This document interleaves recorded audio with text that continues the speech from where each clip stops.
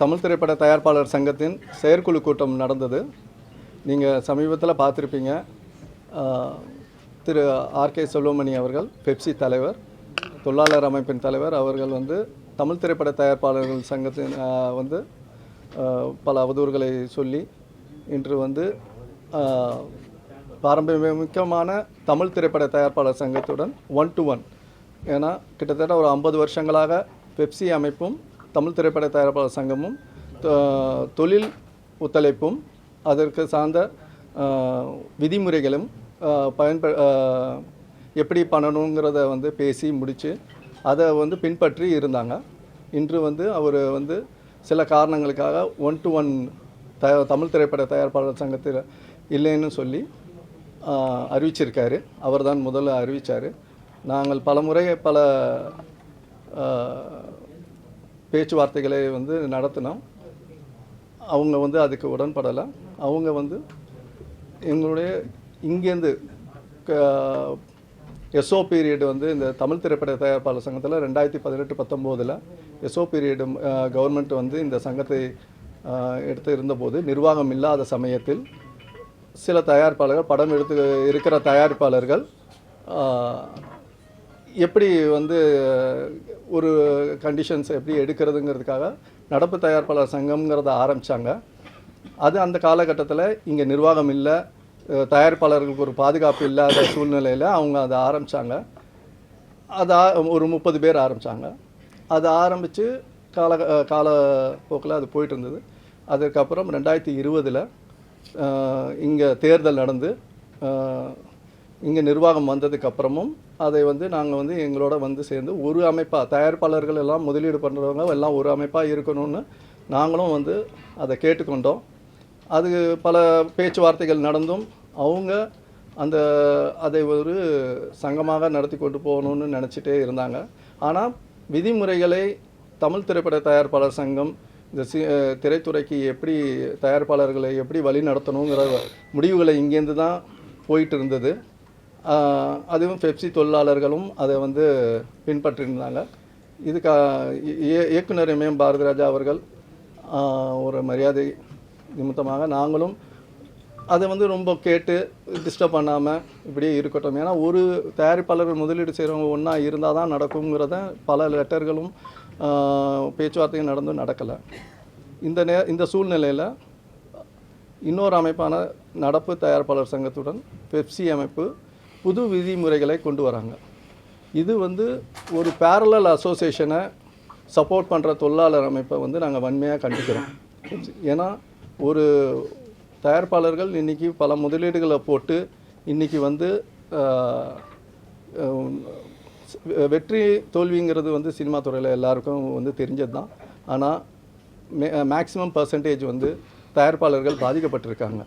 அப்போது அவங்கள ஒரு வழிமுறை நடத்துகிறதுக்கும் அதை எப்படி சரி பண்ணுறதுக்கும் சில விதிமுறைகளை நாங்கள் பண்ணும்போது இது பேரல் அவங்க ஒன்று இதாக தொழிலாளர் அமைப்பு அவங்க சாதகமான விஷயத்துக்காக இன்னொரு இடத்துல கையெழுத்து போட்டிருக்காரு. கையெழுத்து போட்டு எங்கள்தான் 1-to-1 வேண்டாங்கிறத சொன்னதுனால இந்த செயற்குழுவில் இதை ஒரு டீப் டிஸ்கஷன் எடுத்து நான் எங்கள் தயாரிப்பாளர்களை காப்பாற்ற கிட்டத்தட்ட 1500 மெம்பர்கள் இருக்காங்க. இதில் நடப்பில் இருக்கிறவங்களும் இருக்காங்க, இங்கேயும் மெம்பராக இருக்காங்க, அங்கேயும் மெம்பராக இருக்காங்க. இருந்தாலும் நாங்கள் தயாரிப்பாளர்கள் நலனை கருதி இந்த படங்கள் எடுத்துக்கொண்டு இருக்கிற தயாரிப்பாளர்களுக்கு எந்த பாதமும் இல்லாமல் இருக்கிறதுக்காக புதிய தொழிலாளர் அமைப்பை உருவாக்குறதுங்கிறத முடிவு எடுத்திருக்கோம். செயற்குழுவில் ஏமனதாக ஒட்டுமொத்த தயாரிப்பாளர் ஆதரவுடன் இந்த முடிவை நாங்கள் எடுத்திருக்கோம். அதற்கு தமிழ்நாடு திரைப்பட தொழிலாளர்கள் கூட்டமைப்பு என்கிற பேரில் ஆரம்பிக்கிறோம். இதில் அத்தனை எங்கள் தயாரிப்பாளர்களை காப்பாற்றுறதுக்கும் புதிய விதிமுறைகளையும் நாங்கள் என்ன பண்ணுறது எல்லாமே பேச்சுவார்த்தைகள் நடந்து கொண்டு இருக்கிறது. இதை தான் இந்த செயற்குழுவில் நாங்கள் முடிவு பண்ணியிருக்கோம். அதே நேரத்தில் அவர் திரு ஆர்கே செல்வமணி அவர்கள் இதை 1-to-1 இந்த பாலிசி இந்த தமிழ் திரைப்பட தயாரிப்பாளர் சங்கம் முன்னாள் முதல்வர் மக்கள் திலகம் எம்ஜிஆரால் துவங்கப்பட்ட சங்கம். இது கலைஞர் ஐயாவால் வளர்க்கப்பட்ட சங்கம். இப்படிப்பட்ட ஒரு பாரம்பரியமான ஒரு சங்கத்தை அவங்க வந்து ஒரு ஏதோ ஒரு காரணத்தை சொல்லி இவங்க நிர்வாகிகள் சரியில்லை, அவங்க பார்க்கறதில்ல, அவங்க வந்து இவங்களுக்கு இதை ரெட்டு போட சொல்கிறாங்க, அதை பண்ண சொல்கிறாங்க, இது வந்து சொல்லி அவரை வந்து தட்டி கழித்து இதை உதாசீனப்படுத்தியிருக்காரு. அவர் எப்படி வந்து இன்னொரு தயாரிப்பாளர் சங்கத்தை அவர் ஆதரித்து அவர் பண்ணுறாரோ, எங்களுக்கு வேறு வழி இல்லை, அவர் தொழிலாளர் கூட்டமைப்பை ஆரம்பிக்கிறதுக்கு அவர் தள்ளிவிட்டார். இதை வந்து இது ஒரு கடினமான முடிவு. ஏன்னா நாங்கள் தொழிலாளர்களுக்கு அவ்வளோ சப்போர்ட்டாக தான் இருந்திருக்கோம்.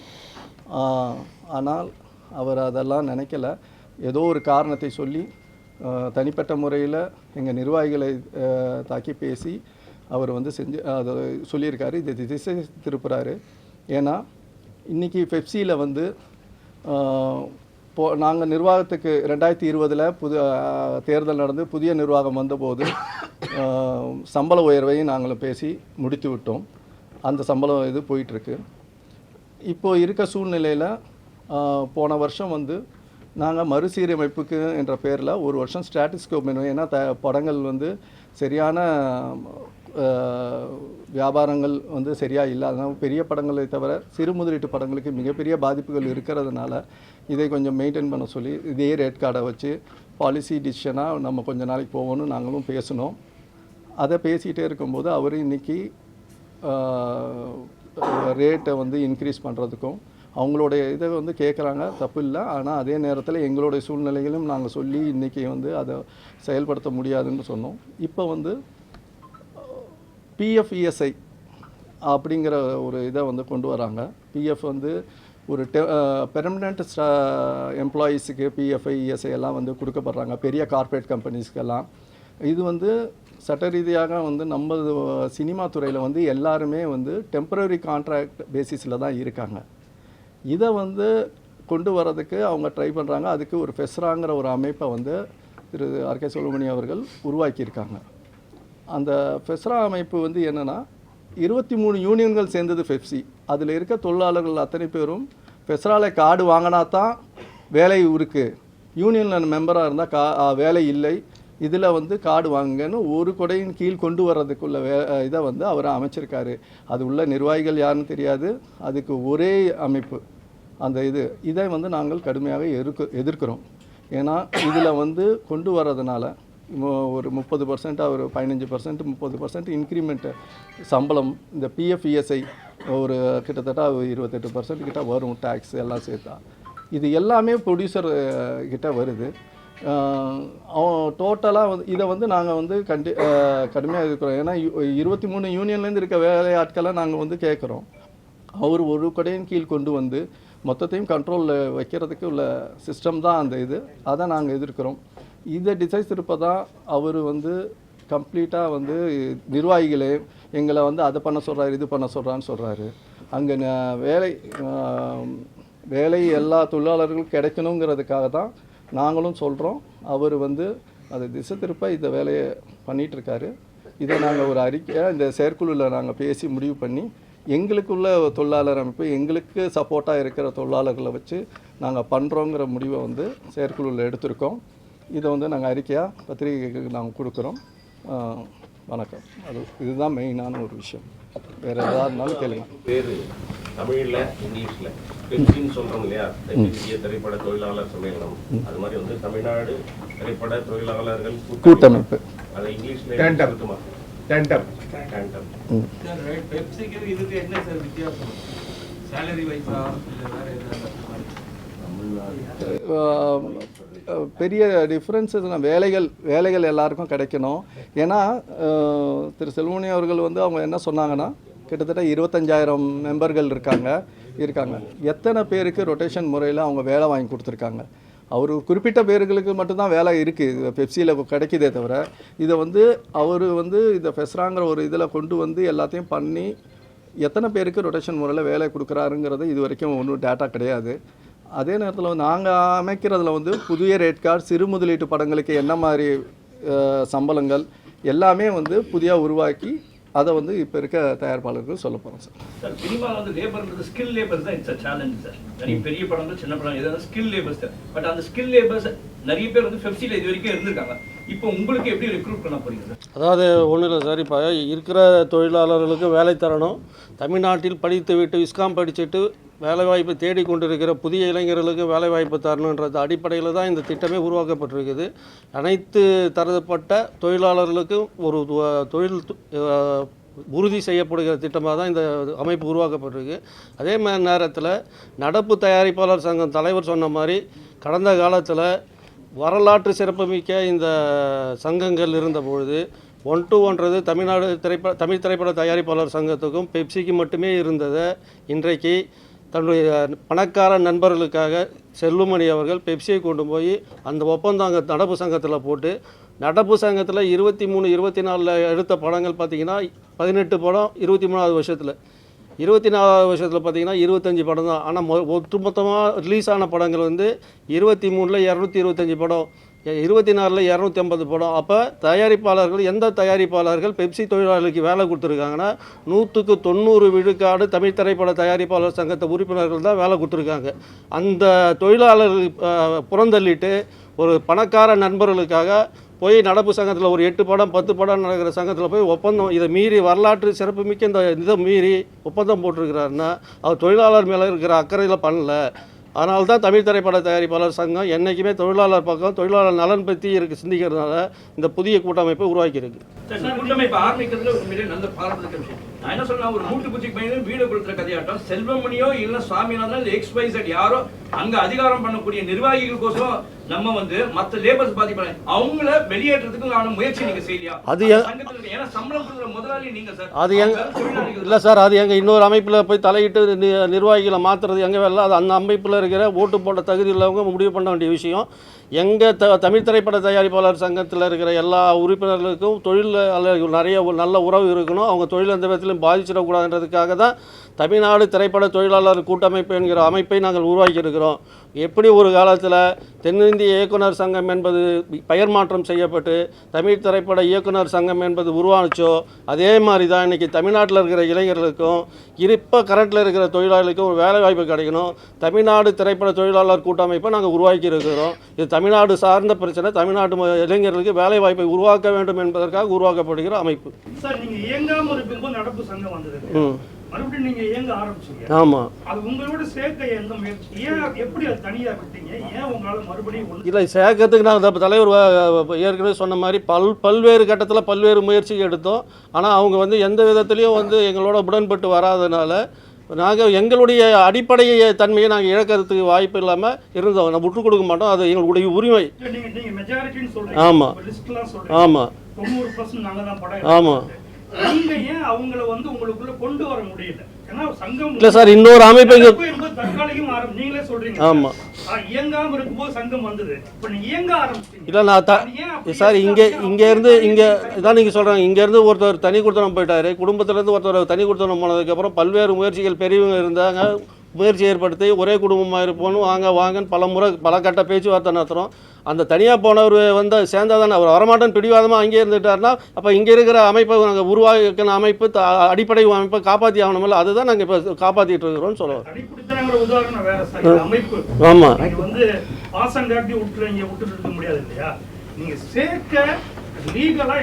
லீகலாக இதை பண்ண முடியாது சார். இன்னொரு அமைப்பை போய் லீகலாக எப்படி நீங்கள் கழிச்சிட்டு வாங்கன்னு சொல்ல முடியும்?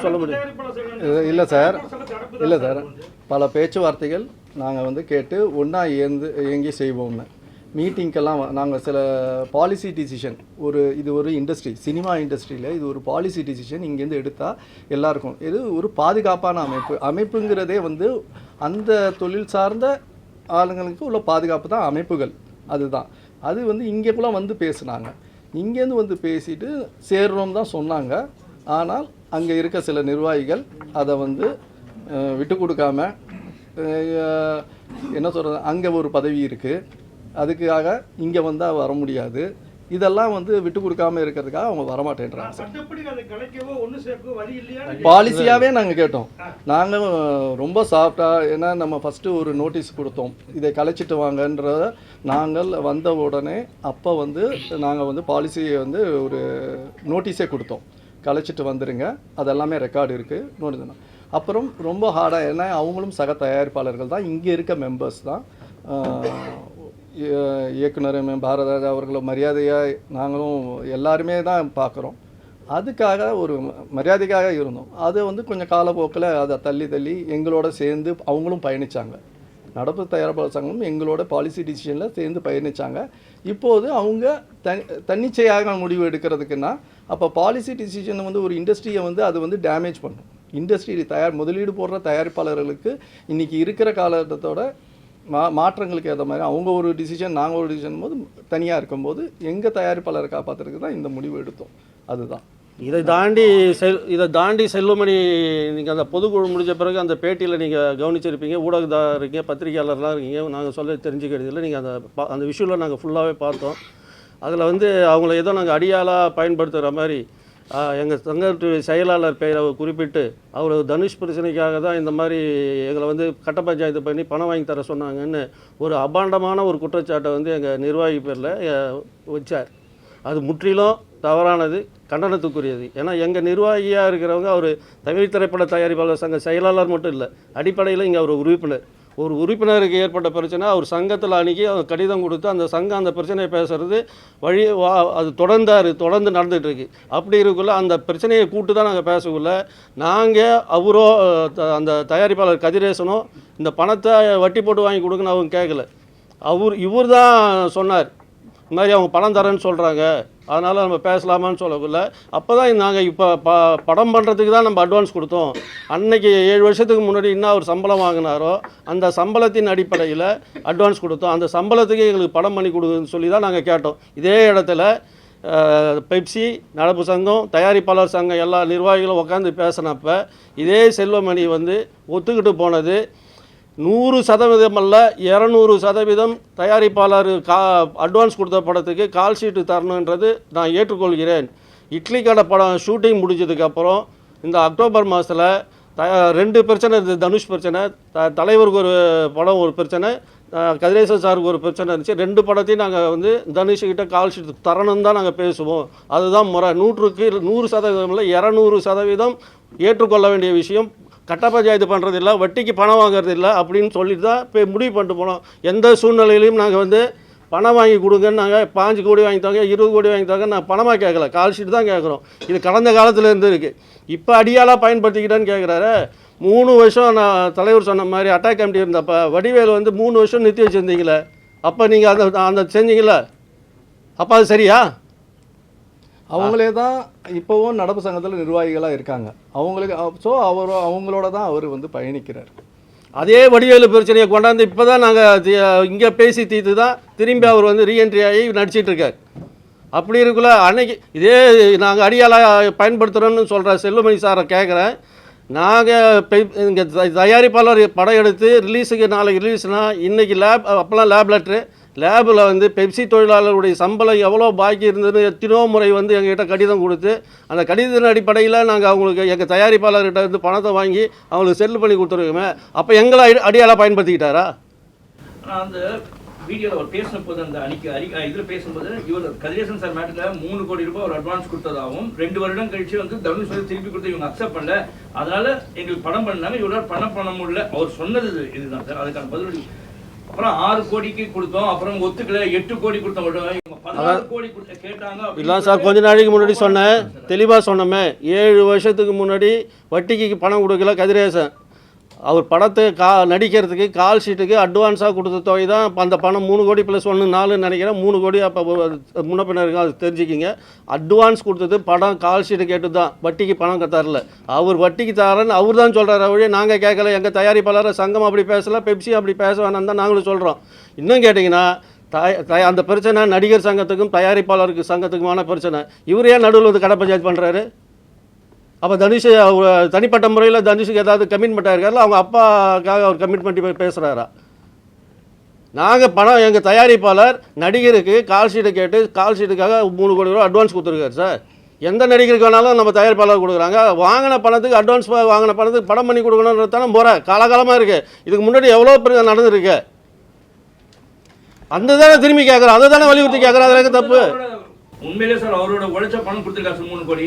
ஆனா அவர் சொன்னதுல 16 கோடி கேட்டாங்க அப்படின்னு. ஏன் சார் நாங்க கேக்குறோம்? அன்னை சம்பளத்துக்கு கால் ஷீட் தானே கேக்குறோம், நாங்க பணம் கேட்கலையே. அவர் என்ன கேட்டாரு சொல்லுங்க. அவர் இருந்தா காமிக்க சொல்லுங்க, ஆதாரபூர்வமா காமிக்க சொல்லுங்க. இல்லை சார், அவர் ஏன் குற்றச்சாட்டு சொல்றாருன்னா, இது அவர் வந்து பையனூர் இடத்துல அந்த அரசு உத்தரவை, கலைஞர் கொடுத்த அரசு உத்தரவை எடுத்து பாருங்க. 65 ஏக்கர் பெப்சி தொழிலாளர்களுக்கு கொடுத்துருக்காங்க. அதில் மொத்தம் 90 ஏக்கருக்கு மேலே தலைவர் தமிழ் இண்டஸ்ட்ரிக்கு கொடுத்தார் கலைஞர். அந்த உத்தரவில் ஒரு அமைப்புக்கு இத்தனை ஏக்கர்னு இருக்குது. அந்த ஏக்கரில் என்ன உத்தரவுனா, அங்கே அடுக்குமாடி குடியிருப்பு தான் கட்டலாம், இண்டிவிஜுவல் வீடோ இண்டிவிஜுவல் பட்டாவோ தர முடியாது. இது சட்டத்துக்கு புறம்பானது. ஆனால் அங்கே வந்து 15 ஏக்கர் பொது பயன்பாட்டுக்குன்னு ஒதுக்கின இடத்துல போய் கமர்ஷியலாக 15 ஏக்கரில் இது ஃப்ளோர் கட்டி வாடகை வசூல் பண்ணிகிட்டு இருக்காங்க.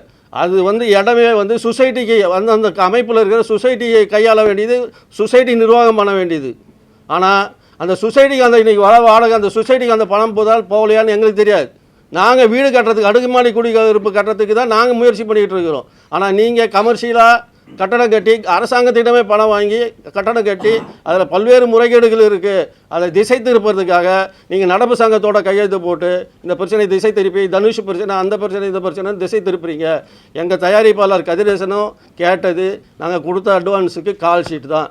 அதில் நாங்கள் உறுதியாக இருக்கோம். எங்களுக்கு பணம் வேணாம், வட்டி வேணாம், எதுவும் வேணாம். அன்னைக்கு 7 வருஷத்துக்கு முன்னாடி என்ன சம்பளம் பேசி அட்வான்ஸ் கொடுத்தாங்களோ அதுக்கு நடிச்சு கொடுங்க தான் கேட்கும். மேலிடத்துலேருந்து எந்த உத்தரவும் எங்களுக்கு வரல சார். அப்படி அவர் கற்பனையில் சொல்கிறார். அவர் திசை திருப்பதற்காக அந்த எதை போட்டால் பத்திக்குன்றதுக்காக அந்த மேலிடன்ற போட்டு ஒரு திணிக்கிறார். அது அவர் யார் மேலிடன்னு அவரே சொல்லியிருக்கலாமே சார். சாரா தொழிலாளர்களுக்கு பிஎஃப் கிடையாதுங்கிறதாக அவங்க பேசுகிற ஆரம்பிச்சிருக்காங்க தொழிலாளர்களுக்கு. அதை எதுக்கு என்ன சார்? அது கடைசியாக தயாரிப்பாளர்கள் மேலே தான் சார். என்ன சார் இது, தயாரிப்பாளர்கிட்டேருந்து என்ன தான் போகல. அவங்க காலையில் எந்திரிச்சு வந்ததுலேருந்து தயாரிப்பாளரோட செலவு தான். காலையில் அனுப்பலைன்னா வரமாட்டாங்க. காலைல 9 மணிக்குனா 8 மணிக்கு தான் வருவாங்க. டைமிங் எல்லாமே அது நாங்களும் சில அவர் வந்து நிறையா பண்ணி கொடுத்துருக்கோன்னு சொல்லுவோம். தொழிலாளர்கள் நாங்கள் பண்ணி கொடுக்கலேன்னு அவரால் சொல்லுங்கள் பார்ப்போம். எல்லாமே பண்ணுவோம். காலையில் வண்டி அனுப்புறதுலேருந்து கடைசி இறக்கி ட்ராப் பண்ணுற வரைக்கும் தயாரிப்பாளரோட கணக்கில் தான் எல்லாமே. அதோட கணக்கு வரல சார். நிறையா இது இருக்குது சார். ஸோ அவங்க பேசுகிற ஒரு படம் தயாரிச்சுட்டு ஒரு நாள் கிட்டத்தட்ட ஒரு 40 நாள், சின்ன படம் 40 நாள் ஷூட்டிங் எடுக்கிறாங்கன்னா 39 நாள் கொடுத்துருவாங்க. அந்த ஒரு நாள் கொடுக்கலன்னா அவங்க வந்து அவங்க பேசுகிற பேச்செல்லாம் வேறு வரும். ஒரு ஆர்டிஸ்ட்டை தூக்கிட்டு போய் வச்சிடுறாங்க. ஒரு நாள் சம்பளம் வரல. 8 வருஷத்துக்கு முன்னாடி 3 கோடி ரூபா கொடுத்து ஒரு தயாரிப்பாளர் சும்மா உட்காந்துருக்குறோம்.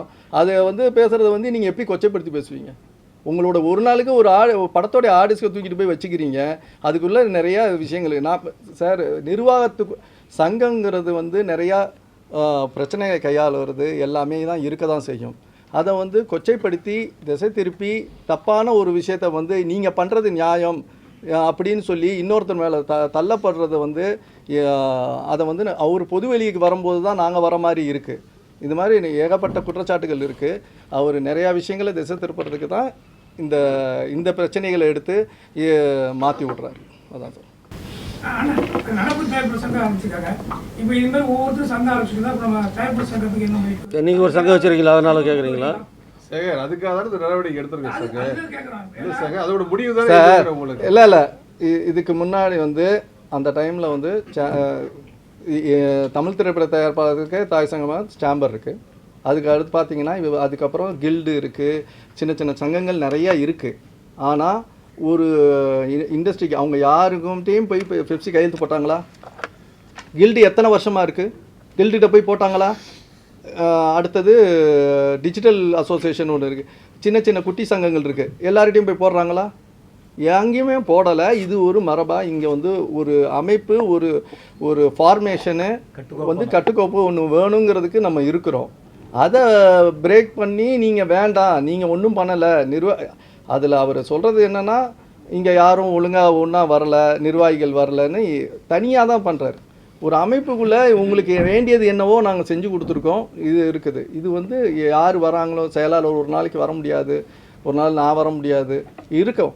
அது எல்லாரும் உட்காந்து பேசி எல்லா விஷயமும் நடந்து தானே இன்றைக்கி சினிமா துறை போயிட்டுருக்கு. அதை மீறி என்ன பண்ண முடியும்?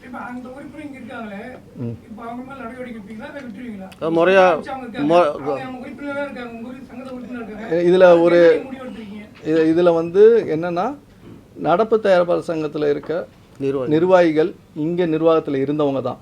அவங்க பீரியடில் இன்றைக்கி தலைவராக இருக்கிறவரும் இங்கே தலைவராக இருந்தவர் முன்னாள் அவரே வந்து இன்றைக்கி போய் அங்கே அவர் இருந்த பீரியடில் அவர் வந்து பெப்சி கையெழுத்து போட்டார், வேறு பெப்சியோடு இருந்து சம்பள பாக்கியிலேருந்து எல்லாத்தையும் பேசினாங்க. அவர் போய் அங்கே போய் கையெழுத்து போடலாமா? அந்த நிர்வாகிகள் மேலே நாங்கள் அதோட விளக்கத்தை கேட்டு நாங்கள் லெட்டர் அனுப்புகிறோம் சார். அது வந்து இந்த ஜனநாயகத்தில் வந்து 2 பக்கமும் எல்லா இடத்துலையும் உறுப்பினராக இருக்கிறாங்க. ஒரு கிளப்பில் மெம்பராக இருந்தால் இன்னொரு கிளப்பில் மெம்பராக கூடாதுலாம் கிடையாது. அது இருக்கலாம்.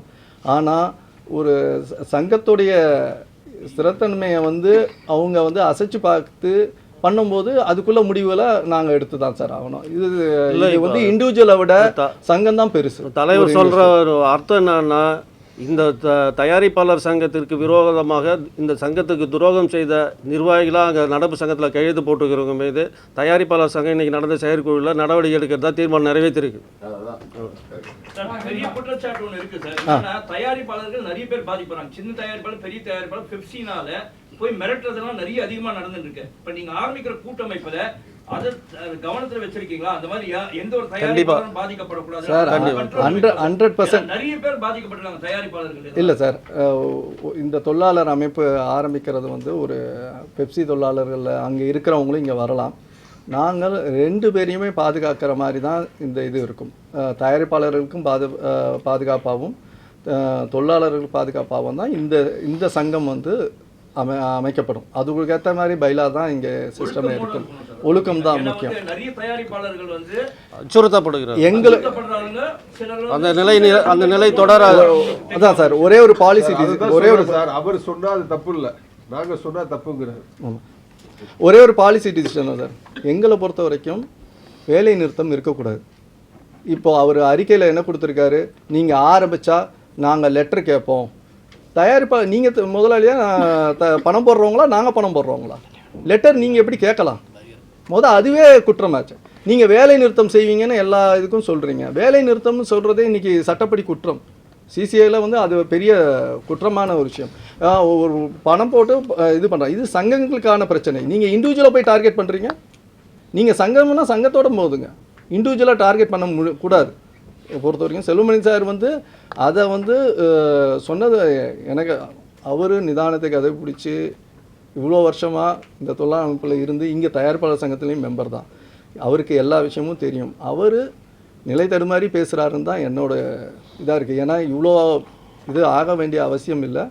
இது ஒரு நிர்வாகத்துக்கும் உள்ள விஷயத்தை ஊதி பெரியதாக்கி அவர் அண்ணன் சொன்ன மாதிரி அந்த சங்கத்துக்கோட சேர்றதுக்கோசம் இதை கிரியேட் பண்ணிட்டாருங்கிறது தான் எங்களோட. சரி, இதை தாண்டி இப்போ புதுசாக அமைப்பு அந்த கூட்டமைப்பு உருவாக்குறதுன்றது பெப்சியில் இருக்கிற இன்றைக்கி கிராஃப்டில் பார்த்தீங்கன்னா பல்வேறு கிராஃப்டில் இப்போ சங்கங்களில் நுழைவு கட்டணம் என்பது மிகப்பெரிய தொகையாக இருக்குது. லட்சக்கணக்கில் பல லட்சங்கள் 5 லட்சம் 6 லட்சம்லாம் போயிட்டுருக்கு. அது ஒரு வகையான ஊழல். அந்த மாதிரியான அந்த மாதிரி இடம் இங்கே இல்லை. அதான் நான் ஆரம்பத்திலே சொன்னேன், தமிழ்நாட்டில் புதிதாக படித்து வருகிற இளைஞர்களால் 10 லட்சமோ 5 லட்சமோ கொடுத்து ஒரு சங்கத்தில் உறுப்பினராக சேரத்துக்கு வாய்ப்பு இல்லை. அந்த பணம் இருந்தால் அவனே தனியாக தொழில் செஞ்சுருவான். அந்த நிலை நாங்கள் ஏற்படுத்துகிற கூட்டமைப்பில் இருக்காது. மிக மிக சொற்பமான தொகை தான் நுழைவு கட்டணமாக இருக்கும். அந்த அடிப்படையில் புதிதாக உருவாகுகிற இளைஞர்களுக்கு, தமிழ்நாட்டில் படித்து வேலை வாய்ப்பு இல்லாமல் இருக்கிற விஸ்காம் படித்து இருக்கிற இளைஞர்களுக்கும் இப்பொழுது கரண்ட்டில் அனுபவசாலியாக இருக்கிற தொழிலாளர்களையும் 2 பேரையும் ஒரே 2 ட்ராக்காக வச்சு ரயிலை பத்திரமா கொண்டு போய் சேர்க்கணும், பயணிகளை பத்திரமா கொண்டு போய் சேர்க்கணுன்ற அடிப்படையில் நுழைவு கட்டணம் என்பது மிக மிக குறைவாக இருக்கும். தொழிலாளர்களுக்கு மிகப்பெரிய பலனாக இருக்கும். இங்கே எதுக்குமே யாருடைய ஆதிக்கமும் இங்கே இருக்காது. தொழில் ஒரு சுமூகமான தொழிலாக சுமூகமான உறவாக இருக்கும். ஆரம்பத்தில் கொஞ்சம் சிரமமாக இருக்கும். போக போக இதுதான் சரியான தமிழ் திரைப்பட தொழிலாளர் கூட்டமைப்பு தான் உறுதியானது என்பதை நிலைநாட்டுகிற வகையில் அமையும் என்பதை மகிழ்ச்சியுடன் தெரிவித்து அதில் இன்னொரு சிறப்பாக இருக்கு. இதுக்கு அவங்க என்ன சொல்றாங்கன்னா, இந்த உத்தியை குறைந்த சம்பளம் அதிக வேலை அப்படிங்கிறதுக்கான விஷயம் ஒரு குற்றச்சாட்டு வைக்கிறாங்க. அதுக்கு உங்களுக்காக எகென்ஸ்டாக பண்ணப்பட்டது கிடையாது. சிறுபட தயாரிப்பாளர்களையும் ஒரு சிம்பிள் ஒரு 1 கோடி ரூபாய் நீ படம் எடுக்கணும் வர்றீங்க, ஒரு 2 பேரை வச்சு வேலை செஞ்சுக்கலாம், ஒரு 3 பேரை வச்சு வேலை செஞ்சுக்கலாம், இதுக்கான பட்ஜெட் தான் உங்களுக்கு இருக்குது, இதுக்கான டைரக்டர்ஸ் ஒரு கதையை ரெடி பண்ணி வந்திருக்காங்க, அதுக்கான ஒரு ஃப்ரீடம் வேணும். தொழில் சுதந்திரம். ஸோ அதன் அடிப்படையில் தான் நம்ம இதை பண்ணுறோம். உங்களுக்கு வந்து விருப்பப்படுறவங்க அங்கே பெப்சியில் இருக்கக்கூடிய ஒர்க்கர்ஸையும் வந்து ஒர்க் பண்ணிக்கலாம். யாரும் எது கிடையாது உங்களுக்கு. ஏன்னா படைப்பாளிகள் 95 ஆரம்பிக்கும் போது கிட்டத்தட்ட 3 வருஷம் படைப்பாளிகள் வந்து பெப்சி வந்து தனித்தனியாக வேலை பார்த்துக்கிட்டு தான் இருந்தாங்க. அப்படிதான் 3 வருஷம் போச்சு உங்களுக்கு. இது பல வருஷமா பல கோரிக்கைகள் இருக்கு. அந்த சூழ்நிலைக்கு வந்து செல்லுபடியாளர்கள் தள்ள வச்சுட்டாரு இப்போ உங்களுக்கு. இல்லை அதை தாண்டி ஒரு கருத்து சொல்கிறேன் சார். அவர் அந்த பேட்டியில் சொல்கிறாரு, பையனூரில் வந்து விஜய் படம் வந்து ஷூட்டிங் நாங்கள் வந்து தமிழ்நாட்டுக்குள்ளே நடந்ததுனால 2.5 லட்சம் வேலை நாட்கள் வந்து அந்த தொழிலாளி கிடைச்சின்னு சொல்கிறார். ஒரு விஜய் படத்துக்கு 2.5 லட்சம் வேலை நாட்கள் அவங்களுக்கு கிடைச்சிதுன்னா தமிழ் திரைப்பட தயாரிப்பாளர் சங்கத்தில் 200 படம் தயாரிச்சிட்டு இருக்காங்களே, அப்போ எத்தனை கோடி வேலை நாட்கள் நாங்கள் உங்களுக்கு கொடுத்துருப்போம். அந்த நன்றியை ரவ கூட மறந்துட்டு ஒரு 10 பேர் படம் எடுக்கிற இடத்துல போய் தயாரிப்பாளர் சங்கத்தில் நீங்கள் வந்து இதுக்கு துரோகம் பண்ணிட்டு போய் நீங்கள் அந்த கையெழுத்து போடுறீங்கன்னா அதோடைய நோக்கம் அது என்னன்றதை அவர் தான் சொல்லணும். அது நாங்கள் வெளிப்படையாக சொல்ல ஆரம்பித்தா அது தனிநபர் விமர்சனம் ஆகிடும். அந்த விமர்சனத்துக்குள்ளே நாங்கள் தனியாக போகல. இது தலைவர் சொன்ன மாதிரி அமைப்புக்கான பிரச்சனை. இது அமைப்புக்கான எங்கள் தயாரிப்பாளர்களை, எங்களை நம்பி வருகிற தொழிலாளர்களை காப்பாற்றுவதற்காக தான் இந்த முடிவு எடுத்துருக்கிறோம். அதனால் நிச்சயமாக இது சக்ஸஸ் ஆகும். இந்த முடிவு இந்த சார் அப்புறமா இந்த டான்ஸ் அசோசியேஷன் இந்த மாதிரி நிறைய கிராஃப்ட்ஸ் இருக்குல்ல, இப்போ அவங்க கிட்ட மேன் பவர் கரெக்டாக இருந்தால் வெளியிலேருந்து ஹையர் பண்ணுறாங்க. ஹையர் பண்ணும்போது 3 ஏஜென்ட்ஸ் ஹையர் பண்ணுறாங்க. அந்த ஏஜென்ட்ஸ் வந்து ப்ராப்பராக போயிட்டு அவங்களுக்கு கொடுக்காத தொட்டு அதில் பாதிக்கப்படுற நிறைய தயாரிப்பாளருங்க பாதிக்கப்படுறாங்க. அவங்க வந்து டான்ஸஸ் எங்கே போகிறாங்கன்னா பெப்சிக்கு போக மாட்டாங்க, நேராக வந்து அந்த தயாரிப்பாளர் வீட்டில் வந்து உட்காராங்க, இல்லை இங்கே வந்து பிரச்சனை பண்ணுறாங்க. அதுக்கு என்ன பண்ண முடியும்? இல்லை சார், இது வந்து நீங்கள் ஒரு கரெக்டான பாயிண்ட் ஒன்று கேட்டிருக்கீங்க சார். இதில் மிகப்பெரிய ஊழல் நடக்குது. வெளியிலேருந்து எடுத்துகிட்டு வந்துட்டு அதோடைய அவங்க வேலை செஞ்சவங்கள நீங்கள் தயவு செஞ்சு கேளுங்க, அவங்க கைக்கு எவ்வளோ போகுது, எங்ககிட்ட என்ன பில்லுன்னு நாங்கள் பில்லு காட்டுறோம். இதில் மிகப்பெரிய நிர்வாகிகளால் நடக்குதுன்னு சொன்னாங்க. அது இருக்குது. அதெல்லாம் வந்து இப்போ முதல் கட்டமாக நாங்கள் இந்த செயற்குழுவில் எடுத்த தீர்மானம் என்னென்னா, துணை நடிகர்கள் இதுக்கு முன்னாடி வந்து தென்னிந்திய நடிகர் சங்கம் வந்து எங்களை வந்து கேட்டுட்டு இருந்தாங்க, அங்கே தான் எடுத்துகிட்டு இருந்தாங்க. அப்புறம் ஜூனியர் ஆர்டிஸ்ட் அசோசியேஷன் இவங்க பெப்சியில் ஆரம்பித்து இதை க்ளோஸ் பண்ணிட்டாங்க. எஸ்ஓ இந்த கவர்மெண்ட் அண்டர்டேக் பண்ணுறதுக்கு முன்னாடி வரைக்கும் நடிகர் சங்கத்திலையும் இதுலேயும் 50-50 வந்து எடுக்கணுங்கிற கண்டிஷன் இருந்தது. அதுக்கப்புறம் மொத்தமாக பெப்சி அதை கண்ட்ரோலில் எடுத்துகிட்டு நடிகர் சங்கத்திலேருந்து எடுக்கக்கூடாது. அங்கே இருக்க துணை நடிகர்கள், அங்கே இருக்க ஆட்களுக்கு வேலை இல்லாமல் செஞ்சாங்க. இதே நாங்களும் பேசி 50-50 எடுங்கன்னோம். சரின்ட்டு போய் அவங்க பண்ணுறதை தான் பண்ணாங்க. நான் மெம்பர்ஸ் தான் அதிகமாக வராங்க. நீங்கள் கேட்ட மாதிரி சார், நான் மெம்பர்ஸ் அதிகமாக வராங்க.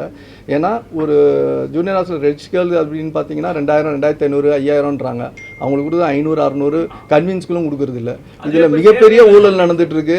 இதை சரி இதெல்லாம் வந்து நாங்கள் பேசி சரி பண்ணி எவ்வளோ பஞ்சாயத்துகள் கதிரேசன் சார் வந்து பண்ணியிருக்காரு. இந்த விஷயத்தை பொறுத்த வரைக்கும் பர்டிகுலராக இந்த செயற்குழு நாங்கள் என்னென்னா வரும் இந்த எங்கள் தயாரிப்பாளர்களை இனிமேல் துணை நடிகர்களை வந்து தென்னிந்திய நடிகர் சங்கத்திலேருந்து எடுக்கணும்னு அவங்க கொடுத்த லெட்டரை கொடுத்த பேரில் எடுக்கணுங்கிற தீர்மானத்தை நாங்கள் இப்போ இந்த இதில் வந்து எடுத்துகிட்டு இதை எல்லா தயாரிப்பாளருக்கும் தெரிவிக்கிறோம் சார். இதுதான் ஃபஸ்ட்டு ஸ்டெப்பாக நாங்கள் எடுக்கிறோம்.